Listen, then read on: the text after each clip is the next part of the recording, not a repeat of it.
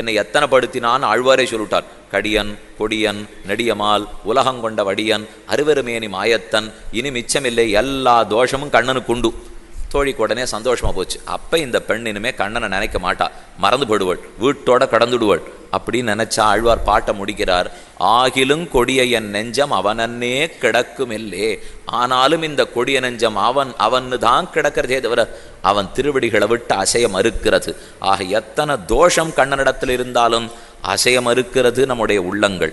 அதே போலத்தான் இங்கே உத்தவர் தெரிவித்தார். தோஷமா உன் குணத்தை பார்த்தாலும் உன் அழகை பார்த்தாலும் நீ இத்தனை நாள் எங்ககிட்ட பழகி இருக்கிறத பார்த்தாலும் நம்மால் உன்னை விட்டு பிரிந்து இருக்க முடியாது. என்னையும் உன்னோட ஸ்ரீவைகுண்டத்துக்கு அழைச்சின்னு போடு என்று தெரிவித்தார் உத்தவர். கண்ணன் வேடிக்கையா திரும்ப சொன்னா, நான் தான் எதுலேயும் பற்றுதலை வளர்க்காதேன்னு உனக்கு ரொம்ப நாளாக சொல்லிட்டு வரேன்னு இல்லையோ, என்னத்துக்காக வளர்த்துண்டீர்னா பிடிச்சுனுட்டார் உத்தவர். எதில் பற்றுதல் கூடாதுன்னு நீ சொன்னேன், நான் எதில் பற்றுதல் வளர்த்துட்டு இருக்கேன். இப்போ உலகத்தில் வைராக்கியம் வேணும் பற்றுதல் கூடாதுன்னு சொன்னேன். வாஸ்தவம், நான் வச்சிருக்கிற பற்றுதல் அத்தனை உன் திருவடிகளிலே, அதை விட்டு பிரியக்கூடாதுன்னு துடிக்கிறது கூட தப்பான்னு. ஆழ்வார்கள்லாம் துடிக்கிறாளேன்னா நாமும் துடிக்கிறோம், ஆழ்வார்களும் துடிக்கிறா. நாம் வேற எதுக்கோ துடிக்கிறோம், அவர்கள்லாம் பகவத் விஷயத்துக்கு துடிக்கிறா. ஆக மொத்தத்தில் ரெண்டு பேருமே வருத்தப்படுறதும் உண்மை, அழறதும் உண்மை, துடிக்கிறதும் உண்மை. நாம் உலக விஷயத்துக்காக துடிக்கிறோம் அழுகிறோம், அவர்கள் பகவத் விஷயத்துக்காக அழுது துடிப்பர்கள். அதில் கூட பற்ற வளர்த்துக்க கூடாதான்னா அப்போ கண்ணன் தெரிவித்தான், எதுவாக இருந்தாலும் உத்தவா நிதானத்தோடு தான் இருக்கணும். ஒன்னெல்லாம் நான் இப்போ ஸ்ரீவைகுண்டத்துக்கு அழைச்சின்னு போக முடியாது. உன் மனசையே மாற்றி இப்போ உபதேசம் பண்ணுகிறேன். நீ பதரிகாசிரமத்துக்கு போய் யோக மார்க்கத்திலே இருக்க வேண்டும். நம்மையே நினைத்து தியானம் பண்ணி கொண்டிருப்பாய் என்ன அபாரமாக உபதேசங்களை பண்ண ஆரம்பிக்கிறான். எப்படி பற்றுதல் கூடாதுன்னு தொடக்கம். ஏன்னா அதில் தானே இப்போ வம்பே தொடங்கித்து. கண்ணனிடத்தில் ரொம்ப நெருங்கி போடவே தானே அவர் பிரிய மாட்டாமல் தவித்தார். அப்போ எது மகாராஜனுக்கும் அவதூதருங்கிற சந்நியாசிக்கு மேற்பட்ட உரையாடல் அதை கண்ணன் தெரிவிக்க போகிறான். பிராயேண மனுஜா லோகே லோக தத்துவ விசக்ஷணாக சமுத்தரந்தி ஹியாத்மானம் ஆத்மனைவ அசுபாஷயாத். முதல்ல சொன்னார் உத்தவர், நீ பாட்டுக்கு பற்றுதல் கூடாது கூடாதுன்னுடுறே, ஆனால் யாருக்குத்தான் அது விடுறதுன்னு நினைக்கிறாய்? யாரை கேட்டாலும் அகம்னு தான் சொல்கிறான், யாரை கேட்டாலும் மமான்னு தான் சொல்கிறான். கீதை முழுக்க கண்ணன் 3 தியாகத்தை பற்றி பேசியே தீர்த்தான். கர்த்தத்துவ புத்தி தியாகம், மமதா தியாகம், பல தியாகம். எல்லா காரியத்தையும் பண்ணு, நான் பண்ணேன்னு நினைக்காதே, இந்த பலத்துக்கு நினைக்காதே, என்னுடைய கர்மான்னு நினைக்காதே, மொத்தத்தை என்னிடத்துல விட்டுட்டு பண்ணிவிடு என்ன கண்ணன் கீதையில சொன்னானா. இது சொல்றதுக்கு நன்னா இருக்கே தவிர சுகதுக்கே சமயக்கிருத்துவா கேட்டால் நன்னா இருக்கும். ஆனால் கடைப்பிடிக்கிறது ரொம்ப கஷ்டம். சுகத்தையும் துக்கத்தையும் சமமாக நினச்சிக்கோ, லாபத்தையும் நமக்கு நஷ்டத்தையும் ஒன்றா நினச்சிக்கோ, வெற்றி தோல்வியை ஒன்றா நினச்சிக்கோ. இதெல்லாம் நடைமுறைப்படுத்துறது ரொம்ப கஷ்டமாச்சே என்ன உத்தவர் கண்ணனை பார்த்து கேட்கிறார். எப்படி உன்னை பிட்டு பிரிந்து இருக்க போகிறோம்? அகங்காரம் கூடாது மமக்காரம் கூடாதுங்கிறாய். ஆனால் பிறந்தண்ணிலேருந்து அதுலேயே தானே உழண்டுன்னு இருக்கோம். நாம் திடீர்னு எப்படி எங்களால் மேலே வர முடியும்? சுற்றி இருக்கிறதெல்லாம் பார்த்தா அகங்காரம் மமக்காரத்தோடு இருக்குது. நீ ஒருத்தந்தான் அது கூடாது கூடாதுன்னு உபதேசம் பண்ணிருக்கே, எப்படி வெளியில் வர்றதுன்னு தெரியலையே என்று கேட்டார் உத்தவர். அப்போ கண்ணன் தெரிவிக்கிறான், நான் ஏற்கனவே நடந்த ஒரு உரையாடலை பற்றி உனக்கு சொல்லுகிறேன், கேட்டுக்கொள் என்று அழகா எது மகாராஜனுக்கும் அதே போல உத்தவருங்கிற அதாவது அவதூதருங்கிறவருக்கும் இவா 2 பேருக்கு நடந்த உரையாடலை தெரிவிக்கிறார். யது கேட்கிறான். தொந்து கல்பா கவிர்தக்ஷா சுபகோமிருத பாஷணா ந கர்த்தா நேகசே கிஞ்சித் ஜடோன்மத்த பிசாச்சவத் ஜனேஷு தஹ்யமானேஷு காமலோபதவாக்னினா ந தப்யசே அக்னினா முக்தோ கங்காம்பஸ்த இவ த்விபா. பகவன் அவர் அவதூதருங்கிற சன்னியாசி. உடம்புல துணி ரொம்ப குறைச்சலாக இருக்கும், எந்த அனுஷ்டானமும் கிடையாது, எந்த சின்னங்கள் அடையாளங்களும் கிடையாது, மான அவமானம் கிடையாது, ஒரு கவலைப்படமாட்டார், நிশ্চিந்தையாக எல்லா இடத்துலையும் போயிட்டு வந்துட்டுருக்கார். அவரை பார்த்தா இந்த ராஜாவுக்கு ரொம்ப பொறாமையாக இருந்துதான். நான் எவ்வளவு சொத்து வச்சுருக்கேன், ஒரு நாள் ராத்திரி ஒழுங்காக தூங்க முடியறதில்லை, இவன் போய் ஒன்றுமே இல்லை ஆனால் திருப்தியாக சுகமாக வாழறானே, நீர் திருப்தியாக இருக்கிறது எது காரணம் என்று கேட்டான் இந்த பெரியவன் அவரை பார்த்து. ராத்திரி படுக்கையில் படுத்துக்கிறதுக்கு போகிற இல்லையோ, படுத்துட்ட உடனே 10 நிமிஷத்துக்குள்ளே தூங்கி போயிட்டா அவர் ஒழுங்காக இருக்காருன்னு அர்த்தம். அப்படி இல்லாமல் படுத்த பிற்பாடு 1/2 மணி 3/4 மணி 1 மணி இப்படி அப்படி புரண்டுட்டு இருக்காருன்னா அப்போ வாழ்க்கையில் அவர் ரொம்ப கஷ்டப்பட்டு இருக்காருன்னு அர்த்தம். 2 காரணத்துக்காக பார்ப்போம். ஒன்றும் மனோவியாதி அவரை தூங்க விடாது, அப்படி இல்லைன்னா உடல் உழைப்பு போகிறலே தூக்கம் வரலேன்னு அர்த்தம். ராத்திரி நாம் படுக்கிறதுக்கு போகிறோமோ இல்லையோ, நாள் முழுக்க நன்னா 12-16 மணி நேரம் உழைச்சிருந்தோம்னா போய் படுக்கையில் விழுந்தது தாமதம், தூக்கம் வந்துடும். அப்படி இல்லாமல் நின்று காலத்தை போக்கியிருந்தோம். படுக்க போகிற சேவம் நிற்கிற நிலைமைக்கு வந்துடுவோம். தூக்கம் ஒழுங்காக வரத்துக்கும் வராது. அதனால் ஒழுங்காக தூங்குறாருனாலே அப்போ வியாதி இல்லை, மனோவியாதியும் இல்லைன்னு தான் அர்த்தம். இந்த யது கேட்டான் அவதூத்தரை பார்த்து, நீர் திருப்தியாக இருக்காப்புல தெரியறதே, என்ன ரகசியம் வச்சுருக்கீர், எனக்கு தான் கொஞ்சம் கொடுமே என்ன கேட்டான் மகாராஜன்.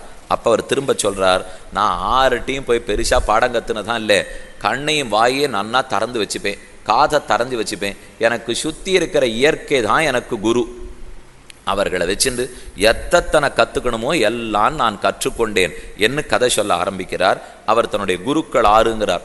இவன் எது பார்த்து அவர் இடத்துல கேட்குறான், நீர் மட்டும் ஒன்றும் சொத்து கஷ்டமே இல்லாமல் ஒரு நெருப்பில் இல்லாதா போலே நாங்கள்லாம் சம்சாரங்கிற நெருப்பால் தகிக்கப்பட்டிருக்கோம்.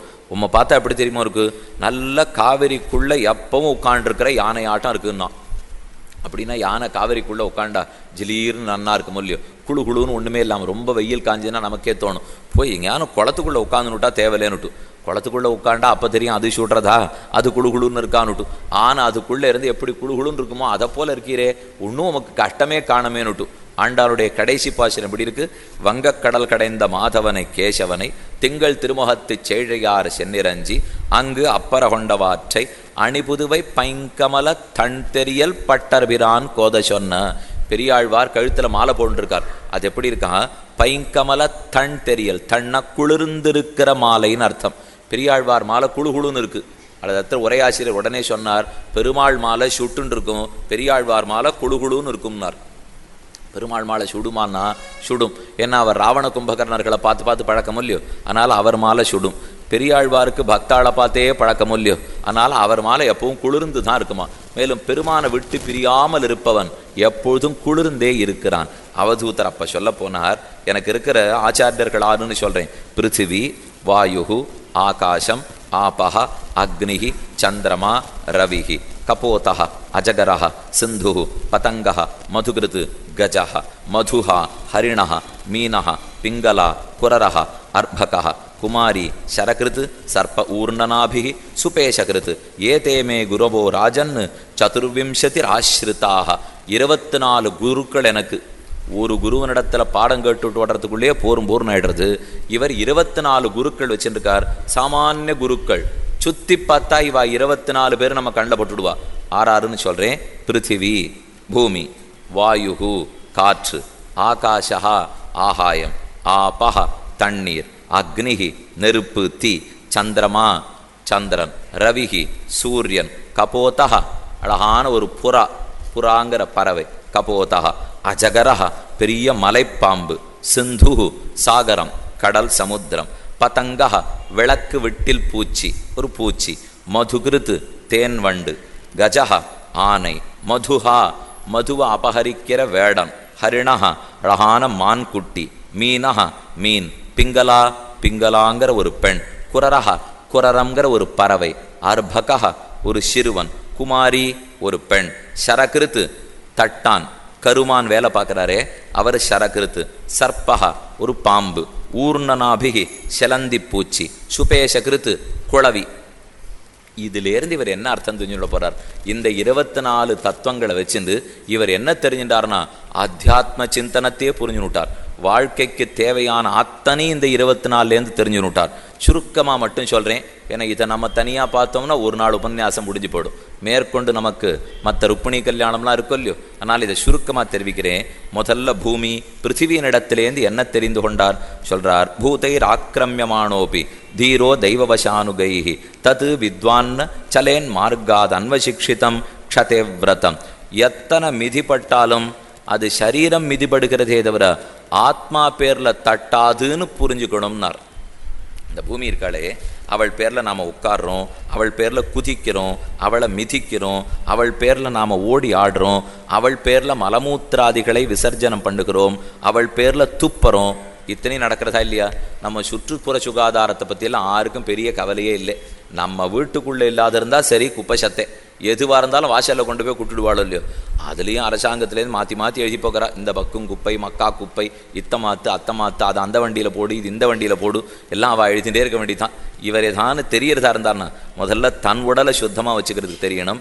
அதற்கு மேலே ஆத்மாவை சுத்தமாக வச்சுக்கிறதுக்கு தெரியணும், உடலை சுற்றி இருக்கிற வீட்டை சுத்தமாக வச்சுக்கிறதுக்கு தெரியணும். இதெல்லாம் அந்த பூமி பிராட்டி ஒரு அவமானமாகவே கொள்ளாமல் என்ன மிதிப்பட்டாலும் சிரிச்சுட்டே இருக்காளோ இல்லையோ, அவள் மிதி பட்டத்துக்கு நமக்கு கொடுக்க வேண்டிய சொத்தையெல்லாம் அவள் நிறுத்திவிடணும். அவளிடத்துலேருந்து தான் பயிர் முளைக்கிறது, அதில் தான் நதி ஓடுறது, அதில் தான் எல்லாமே விளையிறது. அவள் தான் நமக்கு தங்கம் கொடுக்கிறாள், கறி கொடுக்கிறாள், என்ன வேணுமோ கொடுக்கிறாள். ஆனால் படுற அவமானத்தை பார்த்தா மிச்சம் இல்லையோ இல்லையோ, அதை பற்றியே கவலைப்படாமல் செய்யண்டே இருக்காளோ இல்லையோ, அதுதான் நல்ல விதம்னு புரிஞ்சுனுட்டேன். ஆக நம்ம யார் நிந்தித்தாலும் யார் துன்புறுத்தினாலும் இது இத்தனை இந்த உடல் ரீதியாக போட போகிறதே தவிர ஆத்மா பேரில் ஒன்றும் தட்டாது என்று தெரிந்து கொண்டேன். இதைத்தான் வெய்ய முடியும், இதைத்தான் அடிக்க முடியும், இதைத்தான் கொல்ல முடியும். இதை ஒத்தரும் தீண்டிடுறது கூட முடியாது இல்லையோ, அதை பூமாதேவியை பார்த்து தெரிந்து கொண்டேன். எத்தனை மிதிப்பட்டாலும் அவள் கவலைப்படலையே, அதை போல நாமும் இருக்க வேண்டும். அடுத்து தெரிவித்தார். இரண்டாவது பிருத்திவி வாயு காற்று. காற்றுங்கிறது இப்போ நாம் இந்த இடத்துல உட்காண்டிருக்கோம், வாசலில் ஒரு வண்டி போகிறதுன்னு வச்சுப்போம். நல்ல மகரந்த பூ புஷ்பத்தோட கூட ஒரு தாழம்பு வண்டி போகிறது, இல்லைன்னா என்னென்னமோ புஷ்பங்கள் மகிழம்பு வண்டி போகிறது, ரோசாப்பூ வண்டி போகிறது, மல்லிப்பூ வண்டி போகிறதுன்னா அந்தந்த புஷ்பத்தினுடைய அழகான நறுமணத்தை காற்று கொண்டு நம்ம மூக்கில் சேர்த்துரும் இல்லையோ, நமக்கு உடனே தோணிடும் வாசல்ல இந்த வண்டி போகிறதுன்னுட்டு. வேறு ஏதான வண்டி போய் துர்நாற்றம் வந்தாலும் நல்லா தான் தெரியும் நமக்கு, ஓ இந்த வண்டி போகிறது இப்போங்கிறதையும் தெரிஞ்சுப்போம் இல்லையோ. ரெண்டையுமே காற்று நம்ம இடத்துல கொண்டு சேர்க்கறதே. யாரானு உடனே காற்றை பார்த்து நீ நல்ல மனத்தை கொண்டு சேர்த்தியே, ஏன் தீய மனத்தை கொண்டு சேர்த்தே? அப்போ தீய மனத்தை கொன்ற காற்று தீய காற்று, நல்ல மனத்தை கொன்ற காற்று நல்ல காற்றுன்னு ஆறான்னு சொல்கிறாளான்னு காற்று யாருமே சொல்கிறதில்லை.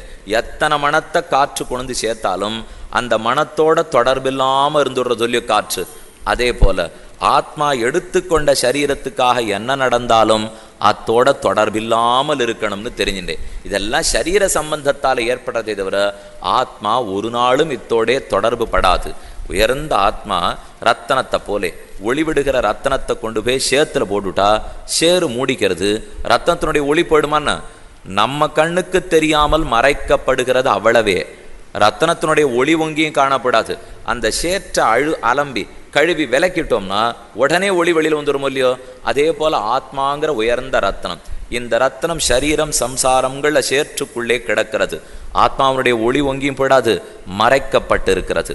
அந்த சேற்றை விலக்கிட்டோம்னா தானே ஆத்மாவனுடைய ஒளி வெளியே வருமல்லவா. அதைத்தான் நான் தெரிஞ்சுட்டேன். வாயு எதுலேயும் பட்டுக்காம ஆனால் எல்லா மனத்தையும் கொண்டு சேர்த்துட்டே இருக்கும் இல்லையோ, அதை போல ஆத்மா நடந்து கொள்ள வேணும்னு தெரிந்து கொண்டேன். மூணாவது தெரிவித்தார் ஆகாசம். ஆகாசம் என்பது அந்தர்ஹிதஸ்திரஜங்கமேஷு பிரம்மாத்மபாவேன சமன்வயேன. ஆகாசம் என்பது எல்லாவிடத்திலும் நீக்கமர நிறைந்திருக்கும். ஆகாசத்தில் தான் வாயு ஓடுறது, ஆகாசத்தில் தான் மேகங்கள் ஓடுறது, ஆகாசத்தில் தான் சூரியன் இருக்கார். ஆனால் இது இத்தனை எங்கிட்ட தான் இருக்குங்கிற எண்ணமே இல்லாமல் ஆகாசம் இருக்கும் இல்லையோ. அவரிடத்துல தான் சூரியன் இருக்கார், சந்திரன் இருக்கார், வாயு ஓடுறது, மேகம் இருக்குது. ஆகாசம் என்னைக்கானும் எங்கிட்ட தான் இவர்கள்லாம் இருக்காங்கிறதுக்கு அகங்காரப்படுறதான்னு. அதே போல் நம்மிடத்துல எத்தனை நன்மைகள் இருந்தாலும் என்ன சொத்து இருந்தாலும் எது இருந்தாலும் நம்ம கிடத்துல இருக்குங்கிற எண்ணமே இல்லாமல் பற்றற்று இருக்க வேண்டும். ஆகாசத்தை பார்த்து தெரிஞ்சுனுட்டேன். மேலும் ஆகாயத்தை இது இவ்வளவு தூரம் இருக்கும்னு ஒரு எல்லைக்குட்படுத்த முடியாது இல்லையோ.